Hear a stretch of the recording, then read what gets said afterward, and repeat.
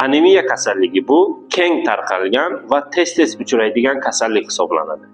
Bunda bemorlar ertalab uyqusidan turganda charchoq bilan, ya'ni uxlamaganday o'zini his qilib turadi. Obed, ya'ni tushlikka yetmasdan bemorda charchoq hissi kuzatiladi. Uyqu bosiladi. Bosh og'rig'i va bosh aylanishi kuzatiladi. Quloqda shovqin kuzatiladi. Bemor ozgina jismoniy mehnat qilganda, ya'ni lesnitsaga chiqqanda yoki ozgina yurganda yuragi o'ynab qolib, qansirab, havo yetishmay qoladi.